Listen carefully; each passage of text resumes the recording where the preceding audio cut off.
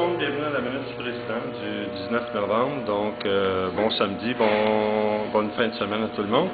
Écoutez, aujourd'hui, nous insistons sur le 21 novembre qui vient. Il va y avoir une sortie là, des CHSLD, des préposés, qui vont dire sur la place publique non au C3H Allemance. En hébergement, ça ne va pas du tout mieux, bien que la direction s'évertue à dire que tout va bien. Dans le quotidien des préposés aux bénéficiaires, ça ne va pas du tout. Donc, les gens sont en surcharge de travail. Donc, on travaille précipitamment, les gens sont fatigués, épuisés, voire. Alors, non, ça ne va pas bien du tout. Alors, donc, on insiste beaucoup. Le 21 novembre, on va sortir sur l'heure du dîner pour dire ça. Et donc, on vous invite à être présent, c'est important, parce que de continuer à se tenir debout.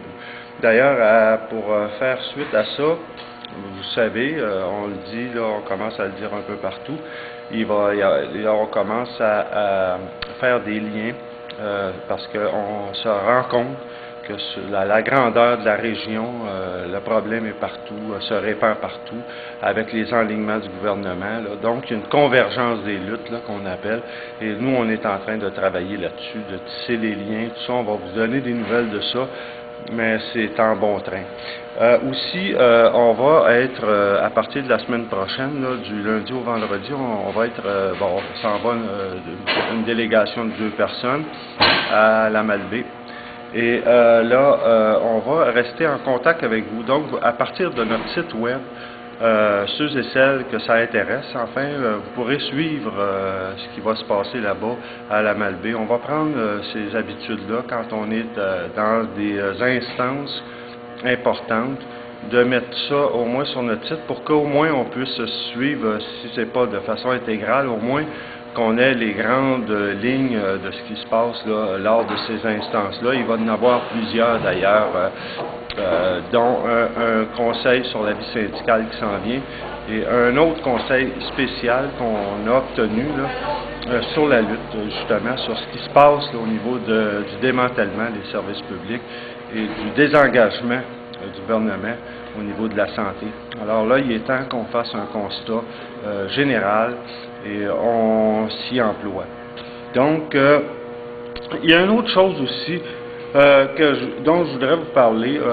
On a écrit un article là-dessus, vous pouvez aller le lire aussi sur le site, vous allez le lire aussi dans nos journaux. C'est cette préposée là, qui a été accusée criminellement, qui est tenue criminellement responsable de négligence. Parce qu'elle a laissé un résident pas attaché sur une chaise de transfert, elle travaillait seule et le résident est tombé et il est décédé de ses blessures. Vous avez sûrement entendu parler de ça. Tout ça pour dire que, pour démontrer que quand on travaille, quand on vous dit que c'est important de s'assurer qu'on travaille de façon sécuritaire, parce que les employeurs, là, ils vont vous lâcher là, si jamais ça se produit, comme cette dame-là. On ne va pas se dire que cette dame-là est une pure criminelle. C'est les circonstances. Cette dame-là a travaillé seule, probablement sous pression. On veut tourner les coins ronds, on veut finir notre journée, on veut donner tous les soins qu'on est supposé donner. Mais là, à un moment donné, on le fait à notre détriment, là. Et nous, on n'a pas des conditions salariales qui vont avec ces prises de risques-là. Là. On n'a pas tout ça. On n'est pas des policiers, des pompiers. Alors, donc, on prend des risques démesurés dans le cadre de nos emplois. Pourquoi? Bien parce qu'on a l'intention de desservir la clientèle, de desservir tous nos résidents. Alors, l'intention est là. Mais là, nous, on vous le répète, le travail à deux, quand vous estimez que c'est trop dangereux de travailler seul, exigez-le. Quand vous devez utiliser les porte-au-livres, les lève-personnes, demandez de l'aide, demandez de l'assistance. Travaillez à un rythme normal, un rythme équilibré. D'ailleurs, on travaille avec des personnes âgées. Est-ce que les personnes âgées, ça court, ça? Non, on le répète. Donc, on parle de milieu de vie, on se gargarise avec ça. Mais quand c'est le temps de prendre le temps avec ces personnes-là, là, ça vaut plus un clou. Alors là, ça ne marche pas, ça, ce double discours-là.